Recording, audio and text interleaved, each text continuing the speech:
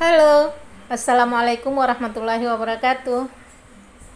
Inilah topik pembahasan saya pada pertemuan kali ini.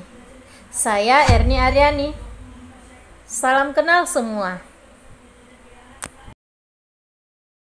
Di sini saya akan membahas tentang pengertian inovasi dan bentuk-bentuk inovasi.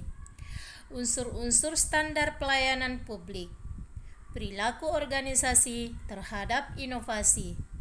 Pemasaran inovasi di sektor publik, inovasi kebijakan dan pelayanan publik, siklus inovasi dan sektor bisnis serta sektor publik, model inovasi publik, inovasi pelayanan publik melalui e-government, inovasi publik melalui sistem aplikasi potensi investasi.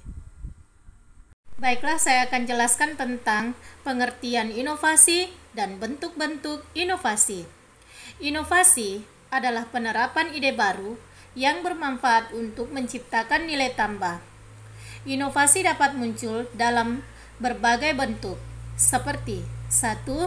Inovasi produk, yaitu bagaimana menciptakan produk baru atau menyempurnakan yang lama.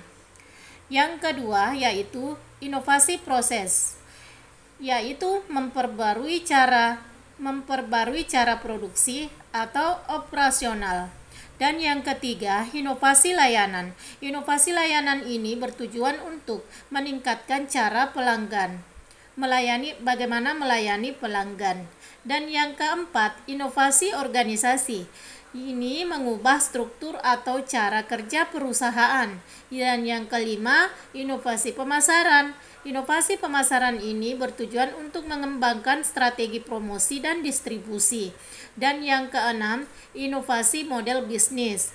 Ini merancang ulang cara bisnis menghasilkan keuntungan. Dan yang ketujuh yaitu inovasi sosial, yaitu bagaimana menciptakan solusi bagi masalah sosial. Nah, pembahasan selanjutnya yaitu tentang unsur-unsur pokok yang menjamin pelayanan yang diberikan secara jelas, cepat, tepat, transparan, dan akuntabel. Unsur-unsur tersebut meliputi persyaratan, prosedur dan mekanisme, waktu pelayanan, biaya atau tarif, produk layanan, sarana dan prasarana, kompetensi petugas, pengelolaan pengaduan, serta jaminan dan evaluasi. Nah, yang berikutnya adalah perilaku organisasi terhadap inovasi. Perilaku organisasi terhadap inovasi dapat mendukung atau menghambat terciptanya ide-ide baru. Organisasi yang mendukung inovasi memiliki budaya terbuka, kepemimpinan yang suportif, struktur yang fleksibel, serta mendorong kolaborasi dan kreativitas. Sebaliknya, perilaku yang menghambat inovasi muncul dari birokrasi yang kaku, takut gagal, minim dukungan, dan kurangnya penghargaan terhadap ide-ide baru. Sikap dan budaya organisasi sangat menentukan keberhasilan inovasi. Perilaku organisasi terhadap inovasi mengacu pada bagaimana sikap, tindakan, dan budaya dalam suatu organisasi, termasuk instansi pemerintah atau lembaga publik, memengaruhi kemampuan mereka untuk menciptakan, menerima, dan menerapkan inovasi. Pengertian umum perilaku organisasi terhadap inovasi mencakup respon organisasi terhadap perubahan, kesiapan untuk beradaptasi, kemampuan mendorong ide-ide baru, serta cara organisasi mengelola risiko, konflik, dan kolaborasi. Kemudian yang kedua yaitu faktor yang mempengaruhi perilaku organisasi terhadap inovasi. Berikut adalah beberapa faktor utama. Faktor budaya organisasi. Apakah nilai-nilai organisasi mendukung keterbukaan, pembelajaran, dan eksperimen. Kemudian faktor kepemimpinan. Gaya kepemimpinan yang mendorong atau justru menghambat ide-ide baru. Kemudian struktur organisasi. Struktur organisasi yang terlalu birokratis bisa menghambat inovasi. Struktur yang fleksibel cenderung mendukung. Kemudian selanjutnya sumber daya. Adanya alokasi waktu, dana, dan sumber daya manusia untuk mendukung inovasi. Kemudian komunikasi internal. Komunikasi yang terbuka mendorong berbagi ide dan kolaborasi antar bagian. Dan selanjutnya yang terakhir adalah sistem insentif. Apakah ada penghargaan atau motivasi untuk berinovasi?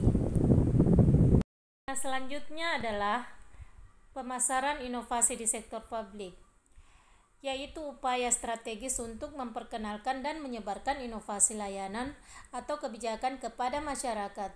Tujuannya adalah meningkatkan kesadaran, partisipasi, dan adopsi. Nah, selanjutnya tentang inovasi kebijakan. Inovasi kebijakan adalah pembaruan dalam perumusan dan pelaksanaan kebijakan publik untuk menjawab siklus inovasi di sektor bisnis berfokus pada keuntungan dan kecepatan dalam merespon pasar melalui tahapan identifikasi peluang, pengembangan produk, uji coba, peluncuran, dan evaluasi. Siklus inovasi di sektor bisnis berfokus pada keuntungan dan kecepatan dalam merespon pasar melalui tahapan identifikasi peluang, pengembangan produk, uji coba, peluncuran, dan evaluasi. Selanjutnya tentang model inovasi publik. Model inovasi publik adalah pendekatan yang digunakan pemerintah untuk menciptakan solusi baru dalam pelayanan dan kebijakan. Model ini bisa bersifat top-down, yaitu dari pimpinan ke bawah, bottom up, yaitu dari masyarakat atau pegawai lapangan, kolaboratif, yaitu melibatkan berbagai pihak dalam jaringan, atau berbasis eksperimen melalui laboratorium inovasi.